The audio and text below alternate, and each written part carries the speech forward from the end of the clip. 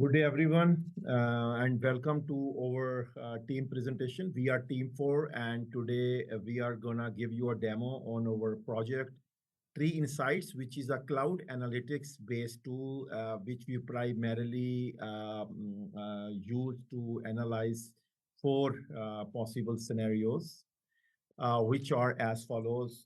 So primarily, we will be starting with the overview of the urban forestation plan. In this scenario, primarily, we will depict the trees plot against the different suburbs, geographical coordinates. Then we will move towards scenario two, where we will be focusing on the benefit scenario. We will be showcasing the oxygen production for a particular suburb in this scenario. In scenario three, we will be focusing on the predictive and 10-year interpolation scenario. Here we are correlating the tree data with the population data and explain how it will impact the oxygen production in the next 10 years. Our final scenario is a sort of a machine learning model where we will be predicting the useful life of the trees based on all the data we have ingested. And now I will be hand over to our colleague Rong, who will be taking us a walkthrough through the demo. Thank you very much. Over to you, Rong. Thank you, Seth. Urban forest provides numerous benefits that can improve environmental quality and human health in and around urban areas. To develop those scenarios, firstly, we need to feature those data. For example, featuring urban forest tree data and also population density data. This one is from Pseudo. Now I will show how do we feature this one. Enter the password firstly. Now we have this data. In scenario 1, it gives an overview of the extent of urban tree plant in the city of Melbourne and identify the most common tree species by genus and its common name. By observing the first map, we can see a distinctive spatial patterns across the cityscape. The eastern side predominates with extensive coverage, while the western regions, particularly those adjacent to water bodies, exhibit sparse tree planting. Until 2021, more than 70,000 trees were planted in the city of Melbourne area under urban forest plan. The trees encompass 170 genera and 572 species. Among them, eucalyptus is the most numerous one, comprising 23% of the total. The red river gum, a species within the eucalyptus genus, accounts for almost half the number of all eucalyptus and is the most common tree across all species. Its average useful life expectancy can reach 55.7 years. The useful life expectancy refers to the tree to remain as a health robust specimen in the landscape. Oxygen production is one of the most cited benefits of urban trees. In scenario 2, we investigated the significance of oxygen production provided by urban forests in every suburb of the city of Melbourne. The scenario development involves two steps. Firstly, estimating the oxygen production of every tree in the suburb by their diameter. This method is inspired from the research done by Novak in 2006. They calculate how many oxygen would be produced by trees with different diameter size. For example, we have a small tree with small diameter size, maybe in 9 to 12 inches. Then the estimated annual oxygen production would be 22.6 kilogram per year. Same estimation method for the rest size intervals. Secondly, we estimated how much oxygen would be consumed by residents in a year based on Perry and Levin research in 2003. An average adult human oxygen consumption rate of 0.84 kilogram per day. This comes to 306.6 kilogram per year. We use this number multiplied with residential population in the suburb. Finally, we use the estimated oxygen production to divide the oxygen consumption and get what we call oxygen consumption offset rate. From the table, we can see suburbs with low residential populations and high tree densities like Parkville exhibit the highest offset rates. But how does this oxygen consumption offset rate change as the population grows? Is the question for our next scenario.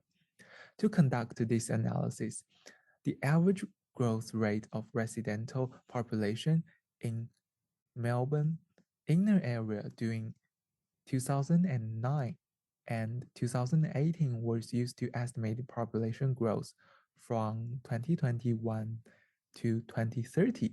The year 2021 was chosen as the starting point for this scenario because the urban tree data were recorded in that year, and the period from 2009 to 2018 was selected as the reference interval to avoid the effects of the pandemic. As the time goes by, those trees will also grow. The average DBH growth is 0.61 centimeter per year. The number was calculated by the virus in 1987. This is a plot for cotton. The estimated oxygen consumption offset rate increased by 1% in 10 years. This means cotton has a good urban environmental planning condition that there's no change in the deforestation rate.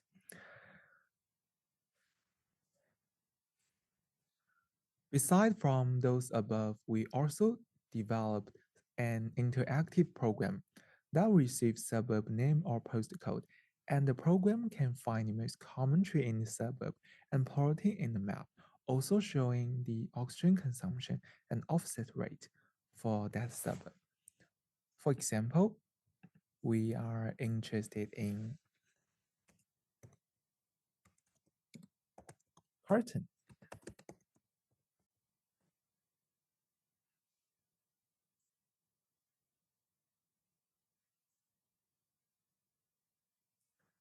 This map shows the top 6 common planted tree and colored them differently.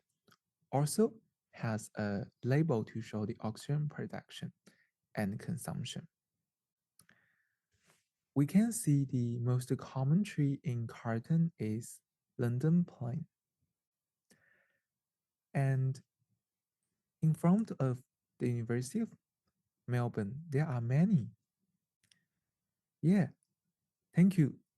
Now, I will handle these to Pi to introduce scenario 4. Thanks, Rong. So now I will go through the web app we developed on Streamlit just for scenario 4.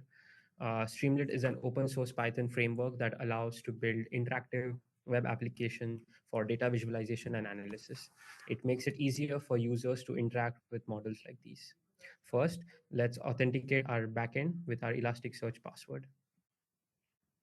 So let's just copy paste my Elasticsearch password. So now you can see here we are performing the same fetching of the data from Elasticsearch, like how Rong briefly showcased in his Jupyter notebook.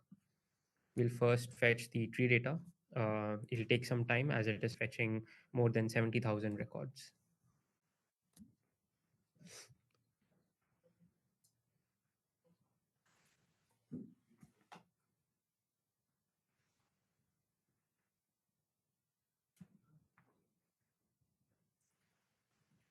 So as you can see, we have fetched the tree data.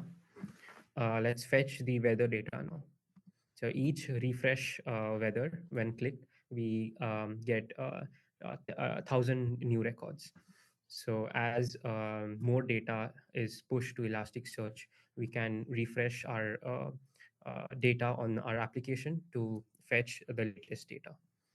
So let's fetch as much data as we can, because this data will be used for our training our model below.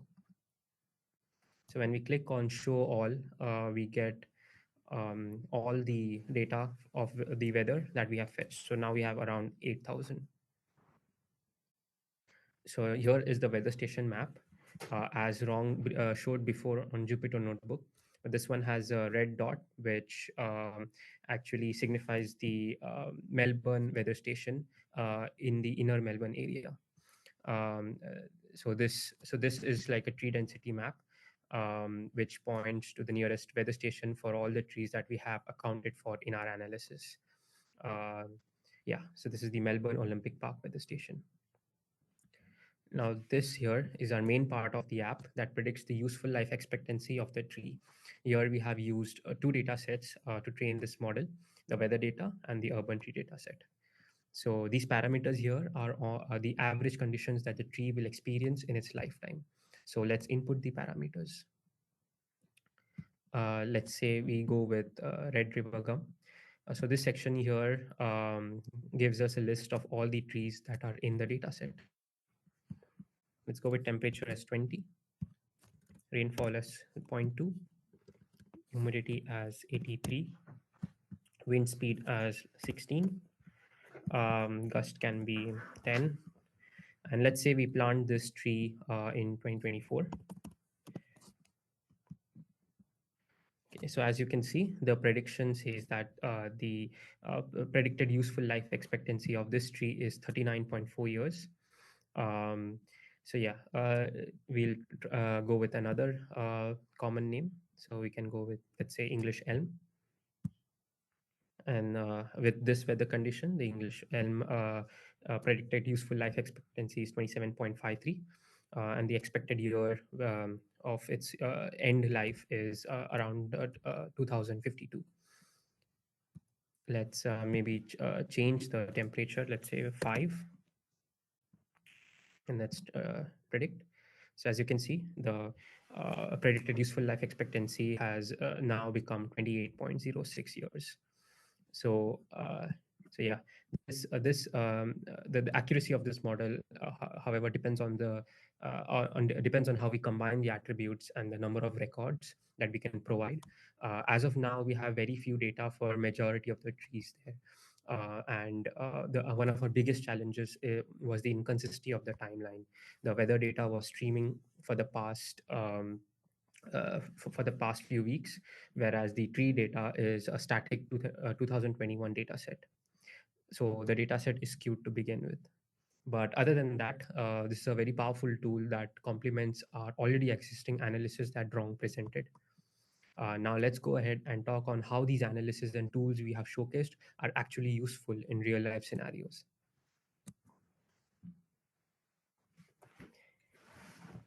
So who can use these analysis and tools? The first one on our list is city planners and urban developers.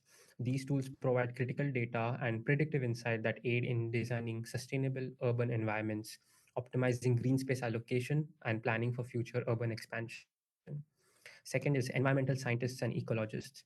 The scenarios offer robust analytical frameworks to study the interactions between urban greenery and environmental factors, enabling better research and policy recommendations. The third is public health officials and community advocates. By understanding the benefits of urban forests, these communities can promote green initiatives that improve air quality and public health outcomes. The fourth one on our list is arborists and urban forestry managers. The predictive model helps in proactive management of tree population, ensuring long-term sustainability and health of urban forests. So yes, this is the end. Hope you all enjoyed our demonstration, and thank you for watching.